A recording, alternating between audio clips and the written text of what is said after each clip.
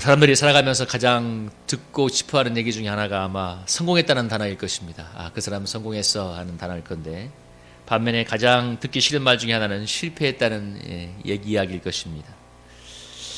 그런데 소수의 세상에서 말하는 승리죠. 세상의 소수의 승리자가 모든 것을 가지는 숭자독식의 사회 속에서 사회는 소위 말하는 소수의 성공자와 다수의 루저들로 나뉘어집니다. 그래서 사람들이 길을 쓰고 성공하려고 하는데요.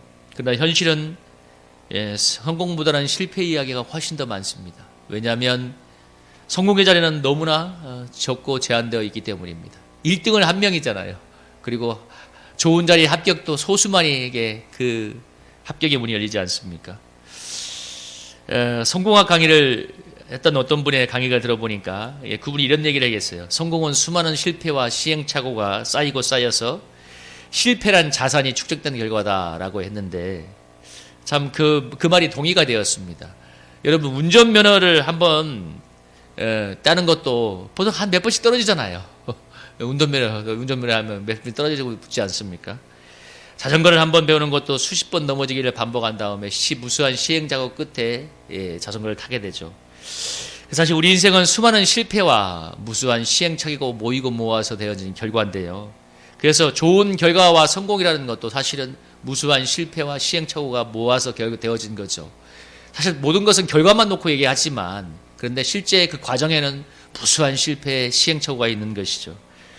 그래서 우리는 인생이 어쩌면 99%, 98%가 무수한 실패와 시행착오가 있다는 것을, 그게 인생의 현실이라는 것을 직시하고 또 이를 신앙적으로 바라볼 수 있어야 됩니다. 우리가 또 저도 그렇고 많은 사람들이 신앙과 현실이 잘 접목되지 않는 이유는 이런 현실을 잘 직시하지 않기 때문입니다. 여러분, 칠배지성인 우리 인생을 직시해야 비로소 신앙이 우리의 삶에 적용이 될 수 있는데요. 여러분, 사람들이 교회에 나오는 이유가 무엇이겠습니까? 힘든 세상에서 위로를 받고 또 그래도 절대적인 신의 도우심을 받고 싶기 때문에 교회에 나오는 거잖아요. 물론 교회 나와서 위로를 받고 치유를 받고 하나님의 도움으로 인생이 소위 말하는 성공하기도 합니다. 그런 거 많이 간증시키죠. 그런데 그것이 꼭 절대적인 것은 아니잖아요. 여러분, 교회 나와서 기도해도 병들리기도 하고 때로는 실패해서 사업이 망하기도 하는 사람들 얼마나 많이 있습니까? 교회 나와서 하나님의 도움을 받지만 여전히 우리 인생이 무수한 고난으로 점철된 사람도 너무 많습니다. 근데 많은 경우에 교회에서도 성공적인 간증만을 많이 이해는 해요. 동기부여니까. 예를 들면 기도해서 좋은 결과를 얻었다는 식의 얘기를 너무 많이 하죠. 물론 기도의 동기부여가 되는 면에서는 이해는 하지만, 그러나 여러분, 기도에도 좋지 않은 일들이 벌어지는 것이 우리의 냉정한 현실입니다. 여러분, 기도 안에서 예배 안 드려서 암에 걸렸나요? 사업에 실패가 왔나요? 근데 그런 현실들이 너무 많이 있어요. 그래서 기도하면 다 좋아진다는 식의 접근은 우리의 삶과 기도가 접목이 되지 못하게 만들죠. 여러분, 예를 들면 불치병을 가거나 말기암을 가진 사람들이 기도원에 올라가서 결제적으로 기도해서 하나님의 특별한 은혜로 나았다는 사람들도 있습니다. 분명히 오늘날에도 기적이 존재해요. 또 여러분, 또 기도에서 뭔가 응답이 있을 때 사람들이 기도의 동기부여가 되겠죠. 그런데 그런 기도는 엄청난 능력이 나타나는 것처럼 광고를 하지만, 그러나 또 실제 그 기도원에 가서 기도를 해도 낫지 못하고 소출하는 사람도 부지기라는 사실입니다. 그러니까 100명이 올라가서 10명이 나올 수도 있겠지만, 2명 중에 1명이 나올 수도 있겠지만, 또 그렇게 되지 않는 사람도 있다는 사실이에요. 기도가 능력이 없다는 것이 아니라 우리가 기도는 하지만 결과는 하나님께 있다는 것을 얘기해 주는 거죠. 그래서 궁극적으로 기도의 목표가 우리가 원하는 것을 이루는 것이 아니라 하나님의 주권을 받아들이는 것임을 깨달을 때 기도와 현실이 접목이 되는 거죠. 신앙적인 기도와 현실이 접목이 되는 겁니다. 그런 면에서 오늘 수많은 실패와 시행착오가 반복이 되는, 연속이 되는 우리 인생을 성경적으로 해석하고 바라보는 눈을 가질 필요가 있습니다. 저는 오늘 마지막에 중요한 구절인데요. 이스라엘의 실패가 이방인의 복음화로 이어졌다는 이 바울의 이 로마서 본문을 가지고 실패의 성경적인 의미에 대해서 한번 나누어 보도록 하겠습니다. 오늘 본문의 로마서 11장에서 1절에서 10절의 내용은 한마디로 이런 거예요. 이스라엘이 실패했지만, 이스라엘이 예수 그리스도를 거부하고 이 복음에 대해서 실패했지만 하나님께서 그 중에서 은혜로 택하신 자가 있다는 것이고, 그런 내용을 얘기하고 있습니다. 그리고 11절, 12절은 무슨 내용이냐면 이스라엘의 실패가 예수님을 거부하고 믿는 자를 핍박했던 그 사건이 오히려 믿음으로 말미암은 구원이 이방으로 전해지게 되는 통로가 되었다는 것을 이야기하는데, 로마서는 전체적으로 크게 두 개로 나눌 수 있는데 1에서 11장까지가 믿음으로 구원받는 구원의 도리를 말하고 있다면 12장부터 16장까지는 그런 삶의 적용을 이야기하고 있습니다. 그래서 이 전반부가 크게 두 개로 나눠가지고 1장에서 11장까지 내용 중에 1장에서 8장이 예수님을 믿음으로 믿음받는 구원의 도리를 얘기한다면 9장부터 11장은 이 삽입구처럼 등장해서 이스라엘 백성이 이방인보다 먼저 이방인이 이스라엘 백성보다 왜 먼저 믿음으로 말미암는 구원을 받아들이게 되었는가에 대해서 이야기하면서 9장에서부터 쭉 그 얘기를 하고 있습니다. 이스라엘의 실패와 이방인의 복음화가 왜 하나님의 주권 가운데 이루어지겠는가를 얘기하는데, 이런 구도 가운데서 오늘 11장을 이야기하면 되는데요. 오늘 11장 1절에서 10절의 내용은 뭐냐면, 이스라엘은 예수 그리스도의 복음을 거부했지만, 그래서 하나님의 백성으로서 실패했지만, 그러나 은혜로 택하여 남은 자가 있다는 사실입니다. 바울이 두 가지를 예를 두고 있는데 1절과 2절을 보면 1절에서 누구를 얘기하냐면, 하나님이 자기 백성을 버리셨느냐? 그럴 수 없느니라. 나도 이스라엘이니요 아브라함의 씨에서 난 자요 베냐민 지파라. 하나님이 택한 백성을 버렸는가? 그렇지 않다는 예로 자기를 두고 있습니다. 바서 바울을 두고 있는데, 여러분 바울이 어떤 사람이요? 예수 믿는 자를 잡아 죽이는 일에 앞장섰던 사람 아닙니까? 스데반을 순교시켰던 주인공인데, 근데 하나님께서 그를 택하여서 예수 그리스도의 복음을 전하는 이방인의 사도로 세웠잖아요. 그래서 이 바울이 예수 믿는 자를 핍박했던 자기를 회심시켜서 이방인의 사도로 세웠던 하나님의 그 놀라운 은혜가 너무나 감사해서 정말 누구도 따라오기 없는 그 믿음의 업적, 선교의 업적을 남긴 사람인데, 이 바울이 없었으면 이 초기 기독교회가 이방으로 갈 수 있는 그런 일들이 없었을 만큼 그만큼 막대한 업적을 남겼습니다. 그런데 그게 누구냐? 그렇게 하나님께서 택하여 사용했던 그가 바로 자기가 정통 유대인이었다고 말해요. 누구보다도 율법에 충실했고 예수를 믿는 자를 핍박한 일에 앞장섰던 사람. 뭐라고 했어요? 나는 이스라엘인이고 아브라함의 씨에 난 자고 베냐민 지파. 베냐민 지파가 유대의 12지파 중에서 가장 정통 지파 중에 하나입니다. 유다 지파와 베냐민 지파. 그래서 자기 굉장히 정통, 우리 힘으로 말하면 뼈 있는 가문의 출신인 거예요. 그런데 그런 사람들일수록, 그러니까 뼈 있는 소위 말하는 이스라엘의 가문 지파일수록 예수 그리스도의 복음을 거부했거든요. 그런데 그 중에서도 택한 자가 바로 나여서 내가 이렇게 복음의 사도가 되었다고 말하고, 또 한 가지 예로 3절부터 6절까지 무슨 얘기냐면 엘리야 시대에 바알에게 물이 끓지 않은 7,000명을 소개하고 있습니다. 열왕기상 11장 19장을 읽어보면 엘리야가 활동하던 시대의 정황이 나오고 있는데, 그 시대는 사람들이 다 하나님을 버리고 바알과 아세라 선지자를 섬기던 시대였는데, 열왕기상 18장에 보면 뭐예요? 1대 850에 바알과 아세라 선지자의 싸움에서 이 엘리야가 승리를 하죠. 근데 문제는 그 다음에 찾아와요. 엄청난 승리를 거두었는데 그 다음에 그 악녀 이세벨이 사자를 보내잖아요. 야 엘리야, 네가 이 수많은 바알과 우리 선지자를 죽였단 말이야. 내가 우리 바알의 이름을 걸고 맹세하는데 내일 아침까지 네 목이 붙어 있는 걸 봐라. 협박을 하니까 엘리야가 너무 그 대승리를 거두었던 엘리야가 두려움에 떨어서 도망을 갔다가, 그래서 호렙산에서 숨어 있다가 하나님께 기도하죠. 하나님, 사람들이 다 하나님을 버렸고 나밖에 남았지 않았습니다 했을 때 하나님께서 주신 응답이 뭐냐면, 내가 바알과 아세라에게 무릎 꿇지 아니한 7,000명을 남겨놓았다. 그 음성을 들려주죠. 그래서 오늘 바울이 그 얘기를 하는 거예요. 하나님께서 그런 바알과 아세라 선지자가 뒤덮여서 완전히 영적으로 혼탁했던 그 시에도, 그래서 엘리야가 스스로 나 혼자밖에 남지 않았습니다 한탄했던 그 시에도 무릎 꿇지 아니한 7,000명이 있다. 은혜로 택해서 남은 자가 있다는 걸 얘기하고, 그러면서 6절에서 이렇게 얘기하죠. 6절에서 이렇게 5절과 5절에서 이렇게 해죠. 그런즉 이와 같이 지금도 은혜로 택하심을 따라 남은 자가 있느니라. 만일 은혜로 된 것이면 행위로 말미암지 않음이니 그렇지 않으면 은혜가 은혜되지 못하느니라. 그러면서 오직 하나님의 은혜로 택한 자가 있다는 것을 이야기하면서 이어지는 7절에서 이렇게 얘기합니다. 그런즉 어떠하냐? 이스라엘이 구하는 것을 얻지 못하고 오직 택하심을 입은 자가 얻었고 그 남은 자들은 우둔하여 졌느니라. 바울이 이스라엘 백성이 구했던 그것을 얻지 못했다는 것은 이거예요. 이스라엘 백성은 율법을 행함으로 의로워지고 하나님의 구원이 있다고 믿었던 사람들인데, 근데 그들이 율법을 행함으로써 구원을 받고자 했던 그것을 얻지 못했어. 그 구원 하나님의 백성으로서 성공하지 못했는데, 그러나 그렇지만 뭐예요? 7절에서 택하심을 입은 자가 이렇게 바울처럼, 아니면 아까 엘리야 시대에 남겨진 7,000명처럼 택하심을 입은 자는 구원을 얻었다는 것을 얘기하고, 근데 나머지는 우둔해져서 복음의 눈이 가려워졌다고 얘기합니다. 그래서 그 남은 자들이 우둔해졌다고 얘기하는데, 그래서 8절에서처럼 하나님께서 혼미한 심령과 보지 못할 눈과 듣지 못할 귀를 주셔서 복음에 대해서 눈이 닫히게 얘기했다고 말하고 있습니다. 하나님의 택한 백성이라고 스스로 믿고 교만했던 이스라엘 백성에게 은혜로 택한 자만이 하나님의 구원의 백성이 될 수 있다는 사실을 이야기하면서, 그들이 율법의 행함으로 구원에 이루고자 몸부림쳐가 했던 이스라엘 백성조차도 하나님의 은혜로 택한 사람이 예수 그리스도 안에서 믿음으로 구원을 얻을 수 있다는 것을 이렇게 바울이 말해주고 있습니다.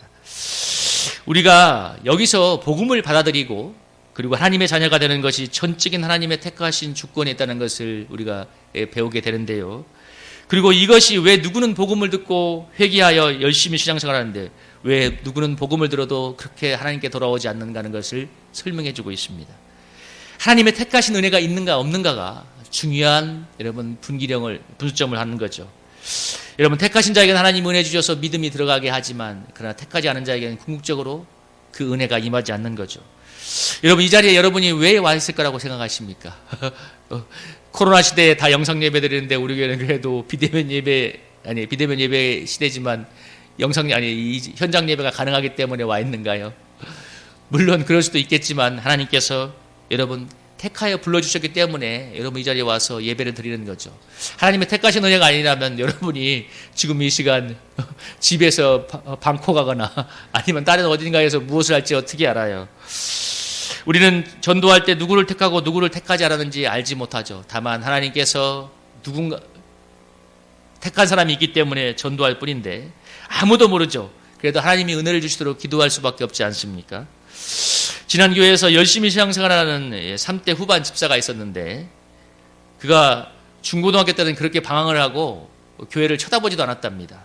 근데 이제 여기가 원래 모태신앙이었는데 아버님이 장로였어요. 근데 중고등학교 때는 그렇게 방황을 하고 이 교회를 쳐다보지도 않다가 이제 20대 초반까지 그렇게 이제 방탕하게 막 술 먹고 돌아다니고 놀고 있는데, 어느 날 술을 진탕 먹고 집에 들어갔는데 그날따라 아버지가 저 한쪽 방에서 기도하는 소리가 들리더래요. 가만히 들어보니까 자기 이름을 부르면서 기도하더래요. 막 눈물을 흘리면서 하나님, 이 아들이 하나님께 돌아오게 해달라고.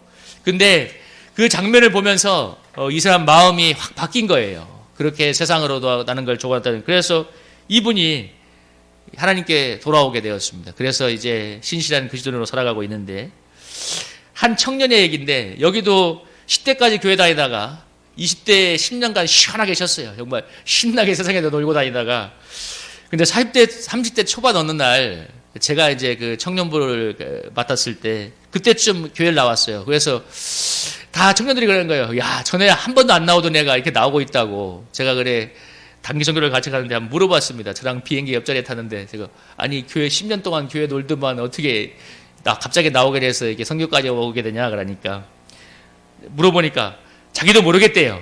근데 어느 날 갑자기 교회를 가고 싶어지더래. 근데 제가 그 부모님을 아는데 그 부모가 정말 얼마나 기도를 많이 하는가 제가 알거든요. 그리고 그 전에 나중에 안 사시지만 그 부모님이 자녀가 돌아오기를 얼마나 기도했는지, 그러니까 하나님이 때가 되니까 이렇게 역사를 하셨습니다. 제가 예수님께로 돌이키게 된 결정적인 계기가 있는데, 제가 몇 번 간증을 했죠.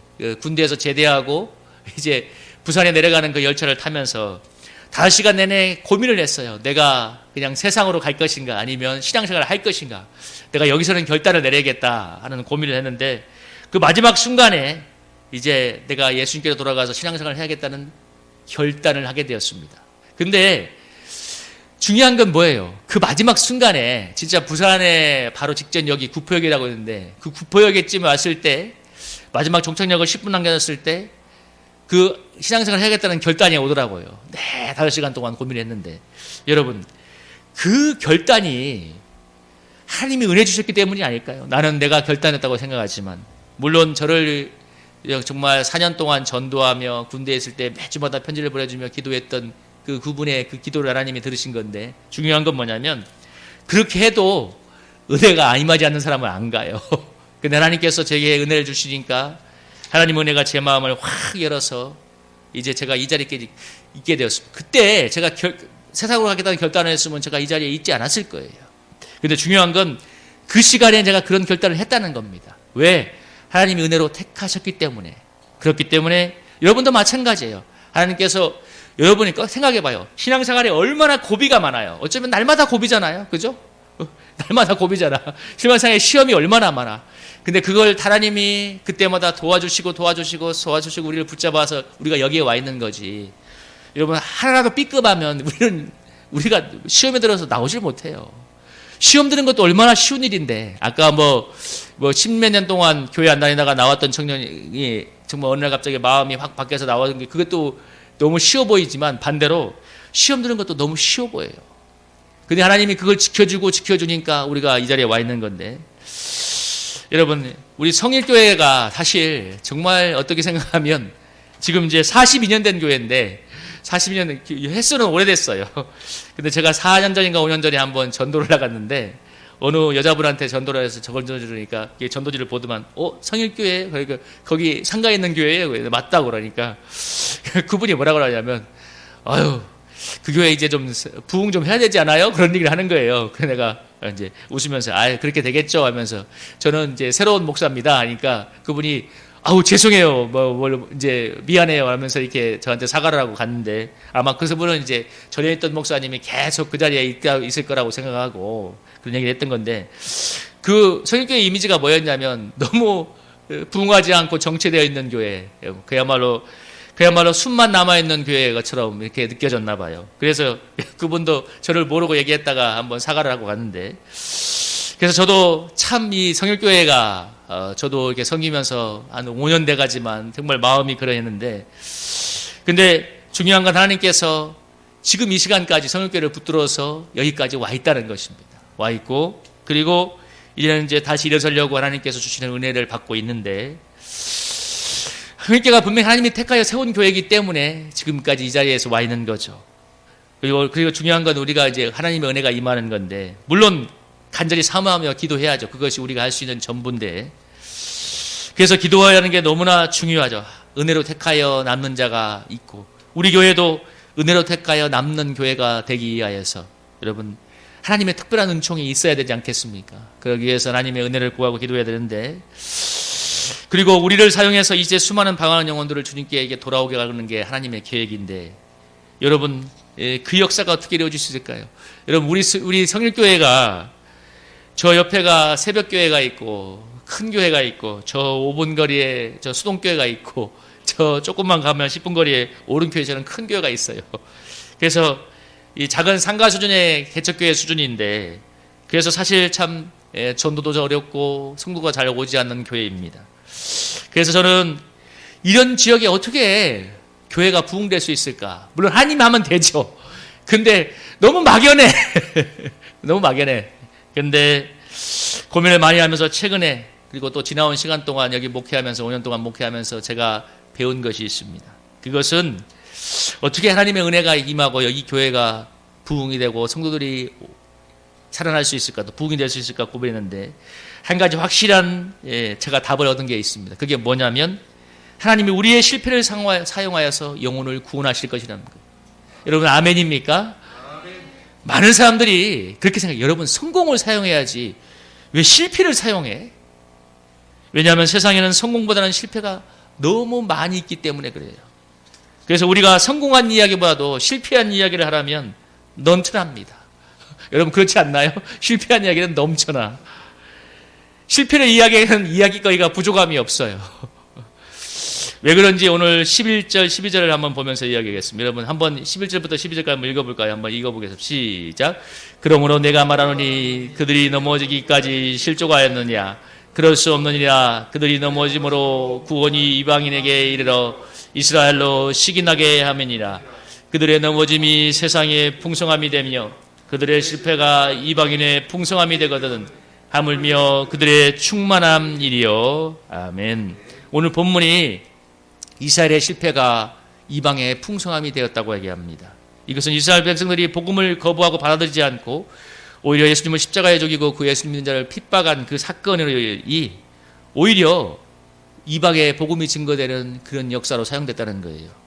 여러분, 이 유대 크리스찬들이 초기에 어느 정도로 이 교회가 부흥했냐면 베드로가 막 그 기적을 일으키고 이래가지고 학자들이 얘기할 때 이 처음에 그 예수님이 바로 이제 부활하신 뒤에 성취한 뒤에 탄생한 예루살렘 교회가 어느 정도였냐면 약 5천 명 정도의 대형 교회였다고 보고 있습니다. 5천 명 정도. 그 당시는 엄청난 큰 교회였죠. 근데 문제는 뭐냐면 이 대형 교회가 그대로 있었으면 절대로 유대 밖으로 가지 않았을 건데 엄청난 핍박이 일어났습니다. 스데반의 일로 인해서 엄청난 핍박이 일어나서 사도행전이 보면은 11장 19절에서 26절에 보면 19절에 스데반의 일로 일어난 환란으로 말미암아 흩어진 사람들이 안도까지 이르러 유대인에게 말씀을 전했는데 21절에 보면 주의 손이 그들과 함께하여 수많은 사람들이 믿고 죽게 돌아오리라. 그러니까 예루살렘 교회에 있던 유대에 있던 수많은 그리스도인들이 이 핍박으로 인해서 다 흩어져 버려가지고 이방 지역으로 갔는데 이 이방이었던 안디옥에 있던 사람들이 복음을 전하니까 안디옥에서 수많은 사람들이 주님께 돌아오는 역사가 있었어요. 그리고 그 교회에서 누구를 불렀냐면 이 바나바가라는 사람이 있었는데 이가 바나바가 바울을 데려다가 사울이라고 하죠. 25절에 사울을 데려다가 다소에 가서 26절에 1년간 모여서 바울을 데려다가 성경을 가르치면서 그 교회를 세우면서 그때부터 처음으로 그리스도인이라 일컬음을 받게 되는 그런, 그러니까 크리스찬 용어가 그래서 탄생한 거예요. 그때 누구냐? 무슨 얘기냐면 예루살렘 교회에서 크리스찬 용어가 있던 게 아니고 핍박을 피해서 도망갔던 사람들이 안디옥에 이르러서 수많은 사람들 전도해서 세워졌던 안디옥 교회에 누가 왔어요? 아까 하나님의 은혜로 택하여 세우셨던 바울이 와서 바나바와 함께 교회를 세우니까 1년 만에 엄청난 은혜의 역사가 있어서 그리스도인이라고 일컬음 받는 그런 역사가 일어났습니다. 안디옥 교회가 스데반의 교회 때 핍박을 흩어진 사람들이 세운 교회인데 그 유명한 안디옥 교회에 바울이 등장하게 되었습니다. 이것이 바로 이스라엘의 실패, 복음을 받아들이지 않고 복음을 예수 믿는 자를 핍박하여 죽였던 그들의 이스라엘 실패를 하나님이 사용해서 이방인의 복음 전도의 문이 활짝 열리게 하신 것이었습니다. 바울이 나중에 이 사실을 깨닫고 나서 무릎을 탁 친 거예요. 야, 아무리 우리 동족이 이 자기의 동족이 예수님을 받아들이지 않고 오히려 핍박하고 죽으려 했던 이 큰 실패를 하나님 이방인 전도의 문을 도구로 사용했다는 것을 깨닫고 난 다음에 너무 놀라운 하나님의 신비를 깨달은 겁니다. 그래서 하나님이 이스라엘의 실패와 이방인의 전도를 무엇을 열었냐면 이스라엘의 불순종과 완악함과 그 이스라엘에 배척하는 그것을 사용해서 이방으로 복음의 문이 열리도록 하나님이 섭리하여 역사한 거예요. 그러면서 바울이 이 섭리를 깨닫고 나서 무릎을 치면서 11장 12절에서 뭐라고 얘기하고 있습니까? 한번 읽어볼까요? 한번 읽어보겠습니다. 시작. 그들의 넘어짐이 세상의 풍성함이 되며 그들의 실패가 이방인의 풍성함이 되거든 하물며 그들의 충만함이리요. 이스라엘이 이렇게 실패해도 하나님 이방인의 구원의 역사를 이루는데 만약에 이스라엘이 복음을 받아들인다면 하나님 나라가 얼마나 더 풍성하게 이루어질 것인가에 대해서 이 바울이 얘기한 것입니다. 그러면서 이스라엘의 실패를 통해서 이방의 전도를 이룬 하나님의 그 섭리를 깨닫고 바울이 오늘 이 고백을 하는 건데요.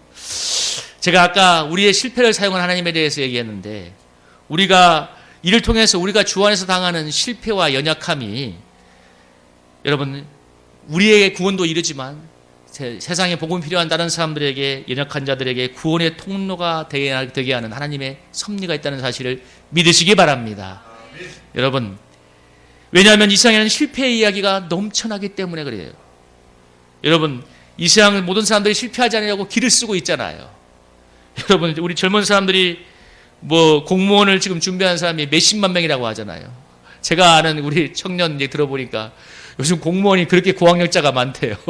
스카이도 많고 서울대 법대생도 구급 공무원도 있고. 여러분 근데 이 공무원도 되기가 너무 힘들어요. 몇십 대 1의 경쟁률이에요.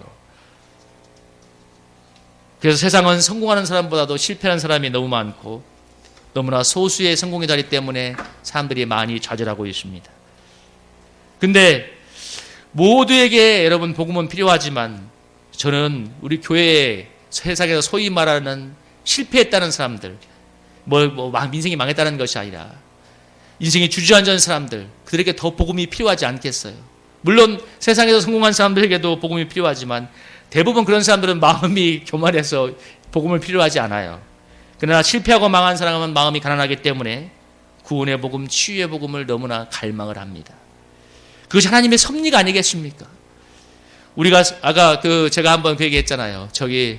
우리들 교회 김양재 목사님이 그런 얘기했다고. 자기 교회 권사님 중에 한 명이 남편을 교회로 불러오니 전도하려고 하니까 남편이 야, 교회 가면 왜 그렇게 실패한 사람이 많아? 그러니까 김양재 목사님이 그 얘기를 듣고 나서 그렇게 답을 했다잖아요. 주일 강단에서. 아니, 실패하고 깨져야 마음이 가난해서 교회에 오죠. 근데 맞는 말이에요. 여러분, 우리가 성공의 복음이 아니라 실패와 깨어짐의 복음을 이야기하는 건데요. 우리가 우리의 실패와 죄와 허물과 연약함을 자랑하게 될 때 이상의 수많은 깨어진 사람들, 실패한 사람들이 교회로 마음을 열고 나오도록 되어 있습니다. 왜냐하면 세상에는 깨어지고 실패하고 좌절하는 것을 받아줄 곳이 없어요. 아무도 안 받아줘요. 우리의 실패와 깨어짐과 연약함이 그래서 우리의 실패와 연약함과 깨어짐이 필요하며 그것이 그리스도 안에서 어떻게 구원과 회복이 이루어지는지를 나눌 필요가 있습니다. 내가 나간 실패와 넘어짐이 나를 겸손하게 해서 구원에 이르게 한다면 나의 실패와 넘어짐을 통해서 나에게 임한 구원을 이야기할 때 실패하고 넘어진 다른 인생들의 구원의 통로가 되기 때문입니다. 여러분, 제가 예수님을 믿게 된 동기가 제가 말했잖아요. 저희 아버지의 주벽과 가난이라는 너무나 큰 고통 때문이에요. 중요한 건 뭐냐면 제가 그 선교단체에서 복음의 공간에 들어왔을 때 그분들이 그들의 삶을 나누어 준 거예요. 나도 이렇게 힘든 인생이었는데 이렇게 예수님 만나서 변화가 되었다는 걸 거기서 우리는 소감이라고 했거든요. 매주마다 한 번씩 적었는데 이 주일 설교를 가지고 자기 삶에 적용하는 소감을 적었는데 그들의 소감을 들어보면 그들의 삶의 아픔이 수많은 아픔이 다 드러나고 저는 그때 알았어요. 야, 이 세상에 이렇게 고통이 많구나. 내가 다 힘든다고 생각했는데 이 세상에 이렇게 고통이 많구나. 근데 그 아픔을 사람들이 이야기하고 나눌 때 그리고 예수님을 만나서 이렇게 변화되었다는 얘기를 할 때 그게 복음에 대해서 나를 하여금 문을 활짝 열게 만들었습니다. 아, 저 사람도 저런 아픔이 있었는데 예수님 만나고 이렇게 변화가 되었구나. 그래서 그 예수님께로 나오는 여러분 그 통로가 되었어요. 여러분, 우리의 연약함과 실패를 오픈할 필요가 있는 이유가 뭐냐면 그래야 놀라운 복음의 능력이 저와 여러분을 회복시키기 때문입니다. 좀 제가 슬픈 얘기긴 하지만 내가 솔직하게 전에 부교육제 때 들었던 얘기를 말씀드릴게요. 어느 권사님인데 중직자 남편분이 장로님이에요. 근데 그분이 어떤 얘기를 솔직하게 했냐면 교회에서는 자기 얘기를 안 한다는 거예요. 속 얘기를. 왜? 소문나니까. 그리고 진짜 이야기는 교회 안 다니지만 세상에 친구들 만나서 술 먹으면서 얘기한다는 거예요. 참 제가 그 말 듣고 너무 슬펐어요. 아, 교회는 저 얘기를 못 하는구나. 정말 세상에서 술 먹으면서 하는 얘기, 무슨 얘기예요? 가슴속 밑바닥에 있는 얘기. 정말 삶의 이야기잖아요. 정말 괴로운 이야기, 슬픈 이야기, 나를 너무나 고통스럽게 하는 그 이야기를 술 먹으면서 한다는 거예요. 장로님의 아내 되시는 권사님이 그 얘기를 하는데 제가 너무 마음이 슬펐습니다. 교회라는 공간은 무엇인가? 여러분, 교회 나와서 예배드리는 것도 중요하고 다 중요하지만 이런 우리 속에 있는 것들이 드러나지 않으면 회복이 안 오는 거예요. 여러분, 바위밑이 아무리 위에서 태양이 쬐어도 바위밑은 여러분 늘 어둡지 않습니까? 얼음이 껴있고 침침하고 곰팡이가 껴있잖아요. 여러분, 바위를 드러내야만 거기에 태양이 들어와서 여러분 완전히 회복이 일어나지 않습니다. 여러분, 우리가 그것이 그래야 옥토가 되는 것처럼 여러분, 제가 아까 얘기했죠. 그들의 인생을 나누는 그것이 없었다면 제가 복음으로 들어오기가 힘들었을 거라고. 예수님이 나의 인생의 고통과 무관한 분으로 여겨졌을 것이기 때문입니다. 그래서 나처럼 인생의 고통과 실패와 연약함을 예수님을 통해서 해결받는 사람들이 자신들의 간증을 하니까 제가 예수님께로 갈 수 있었던 것입니다.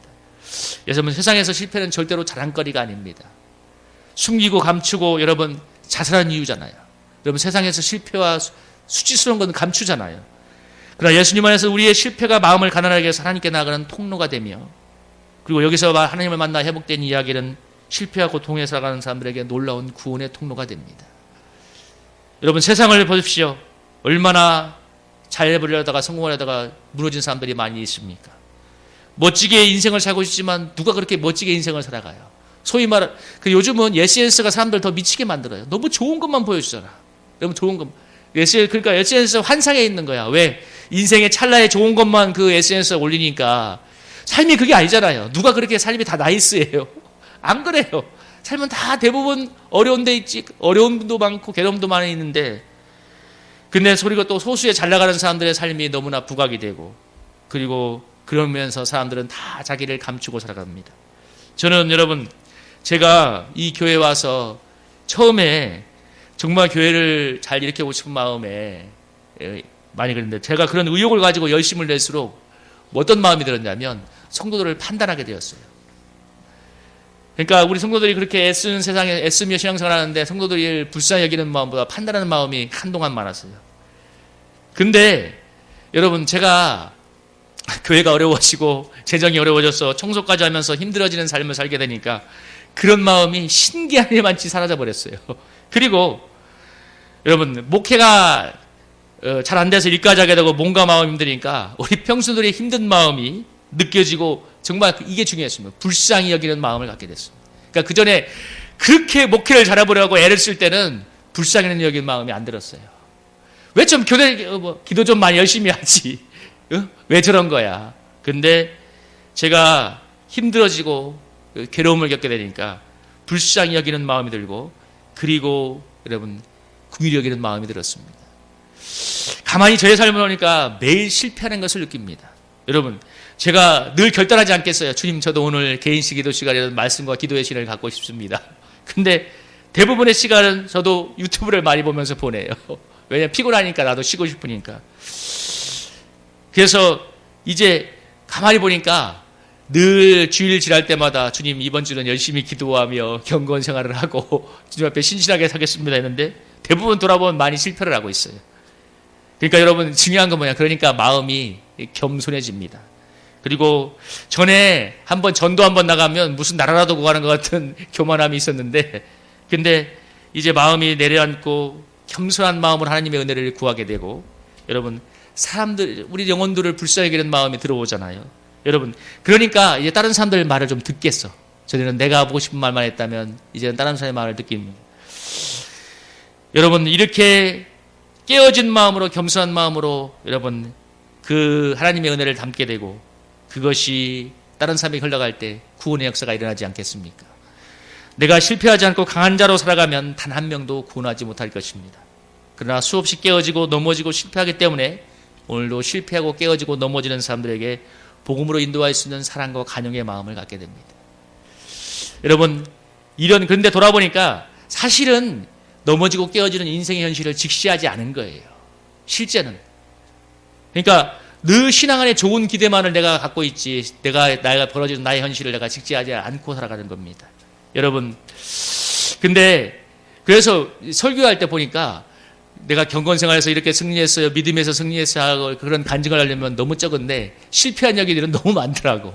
근데 나의 연약함과 부족함을 하나님 앞에 또 사람들에게 정직하게 나누고 겸손히 은혜를 구할 때, 여러분, 그곳에 열악한 자를 도우시는, 실패 자리에 있는 사람을 일으키는 하나님의 은혜가 여러분 함께 임해서 여러분에게 이 은혜가 임하지 않겠습니까? 왜? 여러분에도 수많은 실패 자리에 앉아 있잖아요. 그래서 제가 설교 잘하려고 용 쓰는 것보다는 은혜를 받는 게 너무 중요하다는 걸 많이 느끼고 있습니다.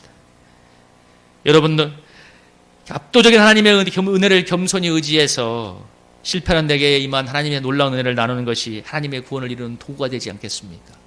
그래서 이게 약할 때 강함된다는 말이 그 말이 맞는 말이에요. 바울이 나의 고난과 나의 깨어짐과 질병을 자랑한다고 했죠. 여러분, 우리 교회가 앞으로 실패를 자랑할 수 있는 교회가 되기를 축복합니다. 숨기려 하지 말고 여러분 연약함을 있는 그대로 나눌 수 있기를 기도합니다. 그러면 여러분이 한 주 동안 믿음 안에서 승리한 거 나누려면 참 힘들 거야. 쉽지 않을 거야.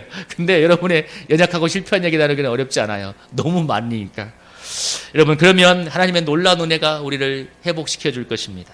그리고 실패 수고가 임한 은혜를 이 세상에 오늘도 좌절하는 사람들에게 나누어 줄 때 그들이 여러분 하나님께로 돌아오는 역사가 일어나게 될 줄로 믿습니다. 여러분, 그래서 실패해서 하나님의 은혜로 극복된 이야기는 실패하고 절망하는 사람들에게 놀라운 소망을 줍니다. 그래서 우리 교회가, 우리 사랑하는 성도님들이 실패가 별이 되는 인생이 되었으면 좋겠습니다.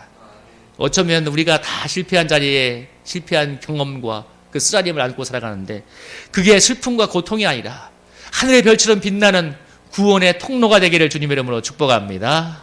여러분, 이 찬양 부르고 우리 한번 기도할까요?